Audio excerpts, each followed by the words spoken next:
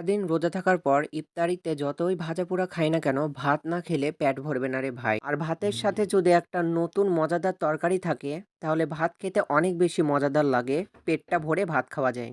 আসসালামু আলাইকুম, কেমন আছেন সবাই? আজকে বিকালবেলাতে আমি বাড়ি থেকে বের হয়ে গেলাম। আমাদের এক পুকুর ধারের কাছে অনেকগুলো সুন্দর টাটকা টাটকা কচুর ডাঁটা দেখেছিলাম। ভাবলাম একটা ডাঁটা তুলে নিয়ে যাব, আম্মুকে বলবো রান্না করতে। আমি তো পুকুর ধারে গিয়ে একটা টাটকা কচুর ডাঁটা তুলে নিলাম। ফাইনালি ডাঁটাটা তোলা শেষ আর মাশাআল্লাহ ডাঁটাটা অনেক সুন্দর টাটকা ছিল আর খেতেও বেশি অনেক মজা হবে আশা করছি। আমি তো ডাঁটাটা তুলে নিয়ে বাড়ির উদ্দেশ্যে রওনা হয়ে গেলাম। আমার আম্মু তো ডাঁটাটা তাড়াতাড়ি করে কুটা বাছা করে সিদ্ধ করে নিয়েছিল আর একটা চামচ দিয়ে ভালো করে এটা দেবে নিচ্ছিল।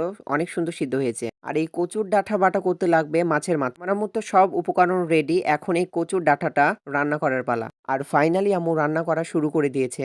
মাশাআল্লাহ! তরকারি কালারটা অনেক সুন্দর হয়েছে। আশা করছি আজকের ইফতারে এই কচু বাটা দিয়ে অনেক সুন্দর করে পেট ভরে ভাত খাবো। ফাইনালি আম্মুর কচু বাটা রান্না রেডি। আর আজকের ইফতারে আমি ভাজাপোড়া খেলাম না। অনেক সুন্দর করে কচু বাটা দিয়ে পেট ভরে ভাত খেলাম। আমার ভিডিওগুলো তোমাদের কেমন লাগে কমেন্টে জানাবা। আল্লাহ হাফেজ বন্ধুরা।